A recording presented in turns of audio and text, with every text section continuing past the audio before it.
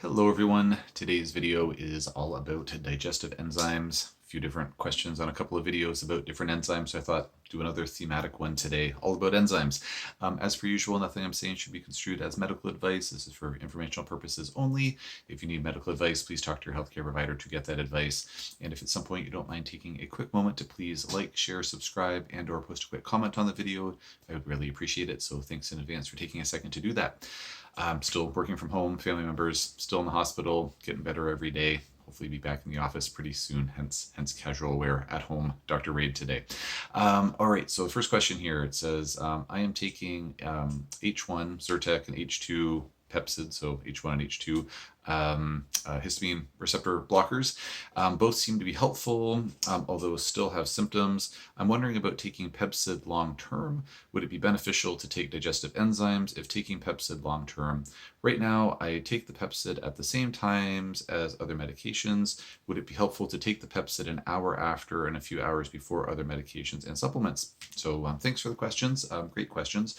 Yeah, I mean, when folks are dealing with histamine issues, sometimes taking Pepsid AC or other analogous H2 blockers can be really helpful, but concerns about digestive function can arise. Now, what I've observed in practice over the years, much to my surprise and delight, I will say, is that when folks are on H2 receptor blockers, it's quite rare that it has a negative impact on their digestive health. They seem to digest just fine. It doesn't create a lot of gas and bloating, which is counterintuitive to me because you're suppressing stomach acid production, which is crucial for digestion. I've had many patients, hundreds of patients over the years, who take stomach acid supplements and it helps their digestion. So it's a little bit funny that you can suppress it and still have no digestive issues, but it's very rare. I have had patients where they go on these types of medications and it interferes with their digestion, and we're ironically supplementing them with stomach acid during meals because it's you want the acid to be blocked outside of mealtime. And anyways, but long and short of it, usually really well tolerated in my experience.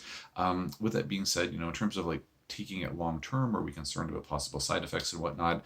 To my understanding, less so than say with taking like a proton pump inhibitor, which is which are quite a bit stronger than H2 blockers. And even with the proton pump inhibitors, like my understanding is when you really look at the research literature, the concerns about osteoporosis and B12 deficiency and stomach cancer and things like they're pretty low rates. I mean, still higher than they ideally should be, but like it's not like a huge increased relative risk of developing those. But my understanding is like really much less so with an H2 receptor blocker. With that being said, to kind of get to the more pointed questions, is it important to take digestive enzymes if taking Pepsid long term?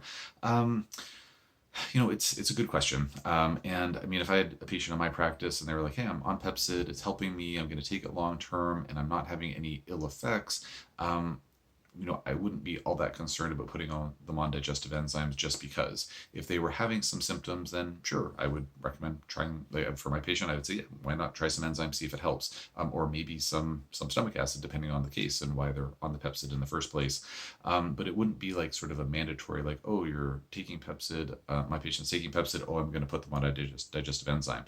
Now, if I have a patient who's say taking a statin drug, like I generally with rare exception would say, oh, you should really be taking coenzyme Q10 because we know that statins can deplete CoQ10 and it's a really important thing to have in your system.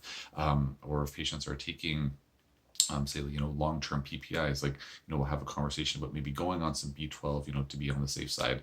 But by and large, I don't really think of Pepsid and digestive enzymes as having to go hand in hand necessarily. In terms of timing the Pepsid, I don't know if it really makes a difference. In terms of the timing, my understanding is they have a pretty long duration of action in the body, and so I don't know that it really matters whether one is taking it an hour before or after meals or whatnot.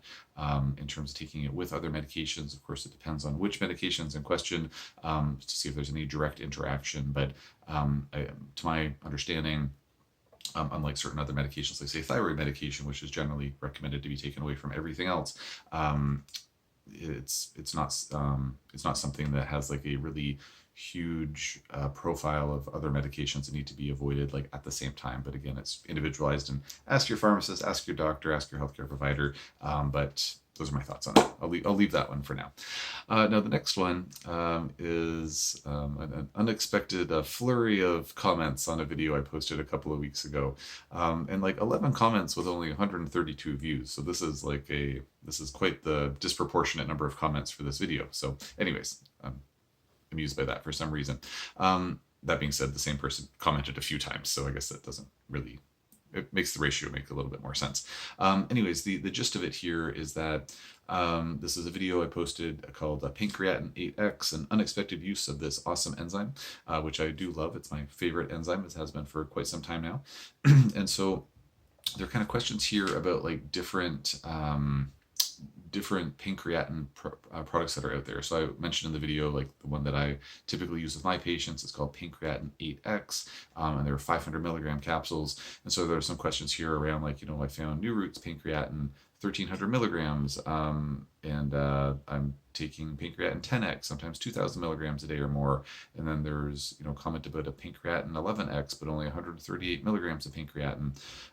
So the couple of things I wanted to say about this. So one is that, to my understanding and in my experience, it just really comes down to doing the math, to say like, okay, which product is going to be like, to figure out product equivalency. So for example, the company New Roots, if memory serves, they make a 350 milligram pancreatin 4X. And so doing the rough math on that, 3 capsules of that would equal 1 500 milligram capsule of pancreatin 8X. So you just basically kind of like multiply it out. So I guess 8 times 8X 500 milligrams. So 8 times 500 gives you your 4,000, and then you've got your 350 times 4X to get your whatever that number works out to be off the top of my head. Probably not good to do math on, I guess, 1,200 and something or t'other.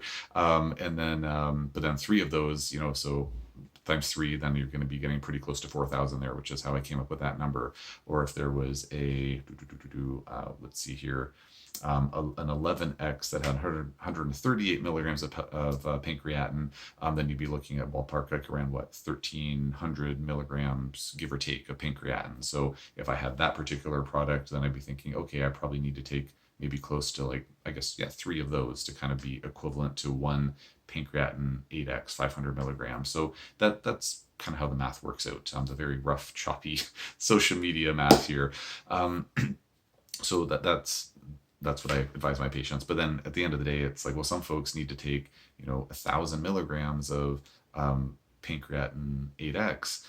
So then that's going to be, if they're taking 4X 350 milligram capsules, that's going to be 6 capsules per meal. That's just going to get really expensive and cumbersome. So in my opinion, with my patients, I advise them to try to get the highest concentration they can get. And the 500 milligram 8X pancreatin is the highest concentration I've been able to find. Now, if anybody listening knows of a pancreatin that has a higher amount, like higher milligram volume, like let's say there's, I guess the one person here I think was saying they have 10X 500 milligrams, I think. So I guess, yeah, I guess that's one that's out there. So anybody need to look into that. Maybe the person who made that comment could say, tell us what brand it is, because they didn't mention that there. Save a little bit of digging, if you don't mind. Yeah, that's kind of how to figure that out. The one other thing I just wanted to comment on quickly here is that someone had mentioned, because I think in the video I probably said that there's a product called Dipan 9 by the company Thorne, and then someone said here, I am confused as Thorne's Dipan 9 only has 70 milligrams of pancreatin, and Dr. Ray is recommending 500 to 1,000 milligrams. I mean, I recommend that to my patients, not to people at large, of course. Yeah, I looked it up just to make sure I hadn't, got my wires crossed or something. But Dipan 9, it actually does have 500 milligrams per capsule. It's, and the labels, sometimes they're a little bit, not misleading, but they're a little bit, I don't know, a little bit convoluted. And that, it'll say, it actually says serving size is 2 capsules. So per 2 capsules, it's 1 gram. So 500 milligrams per capsule.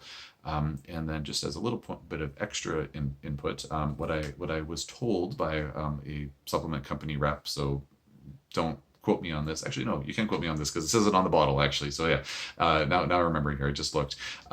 So each capsule of Dipan 9 has 112,500 USP amylase, 115,000 USP protease, and 17,500 USP lipase per capsule, whereas 500 milligrams of pancreatin 8X has 100,000 USP protease, 100,000 USP amylase, and 8,000 USP lipase. So Thorne seems to kind of spike their product with a little bit more enzyme, which makes it a little bit stronger.